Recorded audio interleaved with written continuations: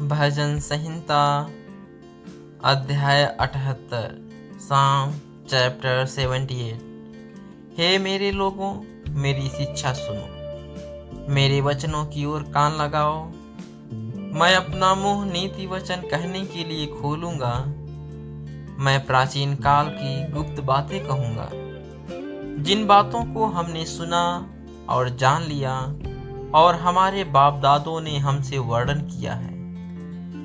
उन्हें हम उनकी संतान से गुप्त न रखेंगे, परंतु होनहार पीढ़ी के लोगों से यहोवा का गुणानुवाद और उसकी सामर्थ और आश्चर्य कर्मों का वर्णन करेंगे।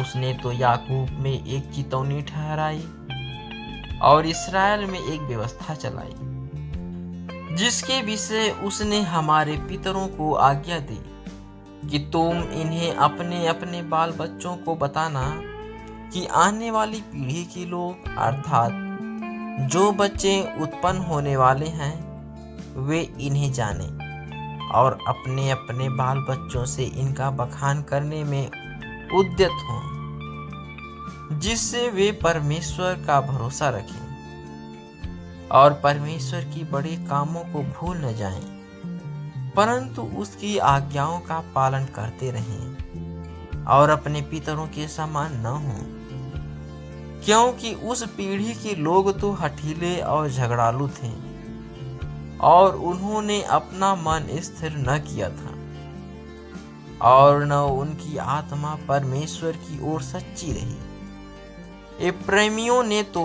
शस्त्रधारी और धनुर्धारी होने पर भी युद्ध के समय पीठ दिखा दी। उन्होंने परमेश्वर की वाचा पूरी नहीं की और उसकी व्यवस्था पर चलने से इनकार किया। उन्होंने उसके बड़े कामों को और जो आश्चर्य कर्म उसने उनके सामने किए थे उनको भुला दिया। उसने तो उनके बाप दादों के सम्मुख मिस्र देश के सोवन के मैदान में अद्भुत कर्म किए थे। उसने समुद्र को दो भाग करके उन्हें पार करा दिया और जल को ढेर के समान खड़ा कर दिया। उसने दिन को तो बादल के खंभे से और रात भर अग्नि के प्रकाश के द्वारा उनकी अगुवाई की। वह जंगल में चट्टानें फाड़कर उनको मानो गहरे जलाशयों से मनमाना पिलाता था।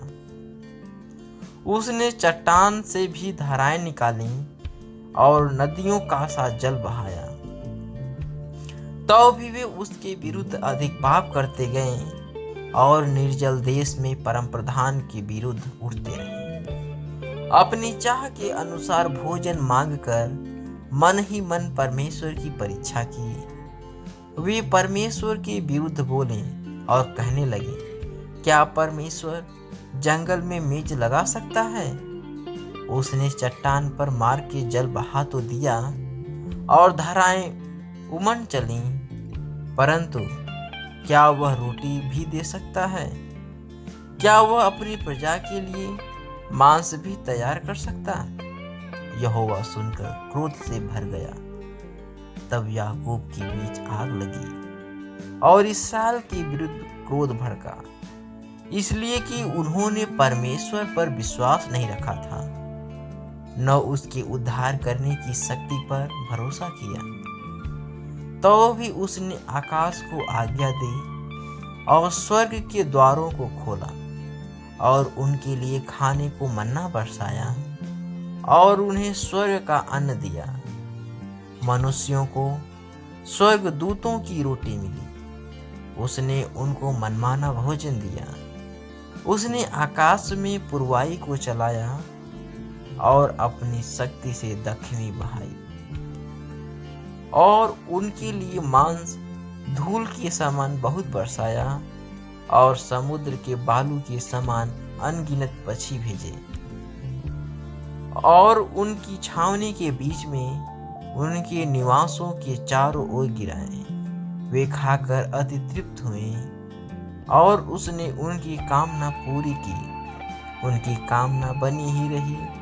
उनका भोजन उनके मुंह ही में था कि परमेश्वर का क्रोध उन पर भड़का और उसने उनके हृष्ट पुष्टों को घात किया और इस्राएल के जवानों को गिरा दिया। इतने पर भी वे और अधिक पाप करते गए और परमेश्वर के आश्चर्य कर्मों की प्रतीति न की। तब उसने उनके दिनों को व्यर्थ श्रम में और उनके वर्षों को घबराहट में कटवाया। जब वह उन्हें घात करने लगता तब वे उसको पूछते थे और फिर कर परमेश्वर को यत्न से खोजते थे। उनको स्मरण आता था कि परमेश्वर हमारी चट्टान है और परम प्रधान परमेश्वर हमारा छुड़ाने वाला है। तो भी उन्होंने उसकी चापलूसी की, वे उससे झूठ बोले, क्योंकि उनका हृदय उसकी ओर दृढ़ न था, न वे उसकी वाचा के विषय सच्चे थे। परंतु वह जो दयालु है, वह उनके अधर्म को ढांपता और उन्हें नष्ट नहीं करता।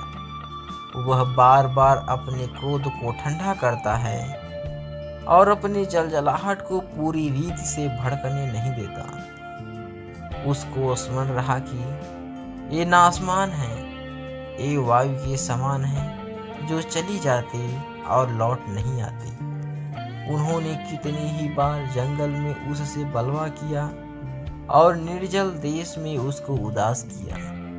वे बार बार परमेश्वर की परीक्षा करते थे और इस्राएल के पवित्र को खेदित करते थे। उन्होंने न तो उसका भुजबल स्मरण किया, न वह दिन जब उसने उनको द्रोही के वश से छुड़ाया था, कि उसने कैसे अपने चिन्ह मिस्र में और अपने चमत्कार सोन के मैदान में किए थे।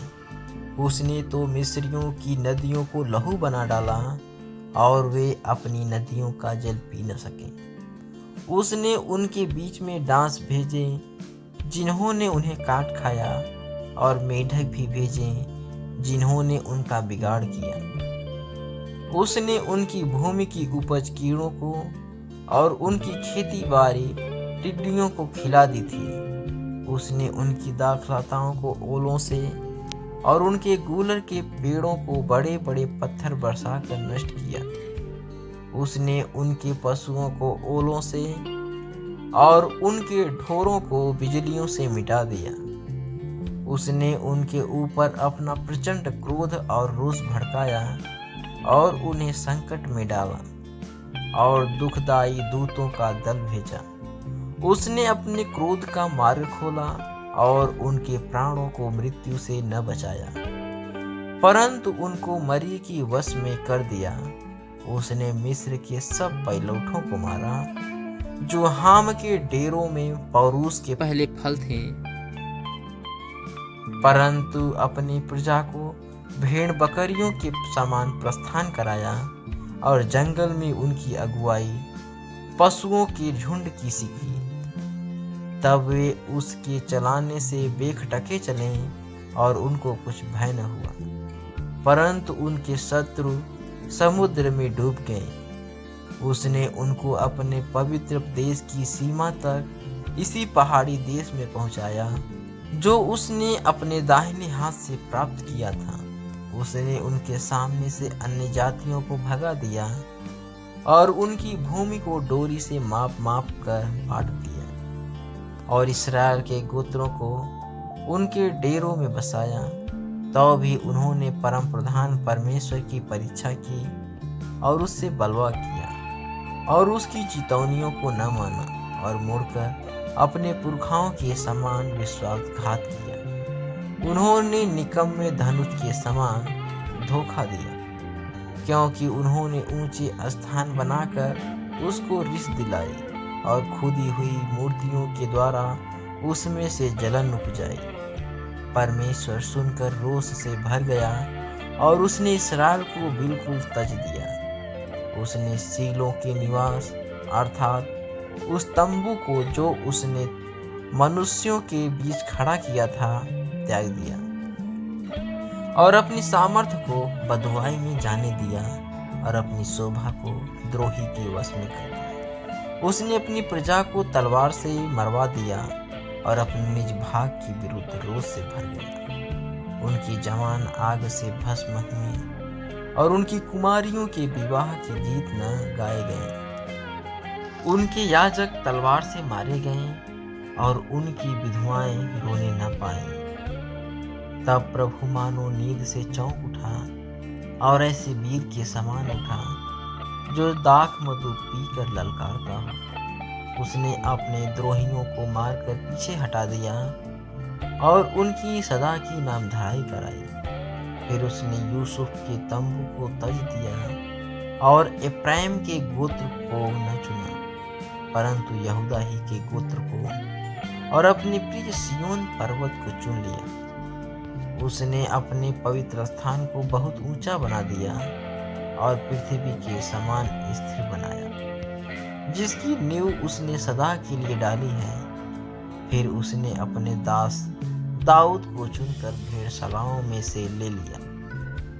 वह उसको बच्चे वाली भेड़ों के पीछे पीछे फिरने से ले आया कि वह उसकी प्रजा याकूब की अर्थात उसके निज भाग इस्राएल की चरवाही करे।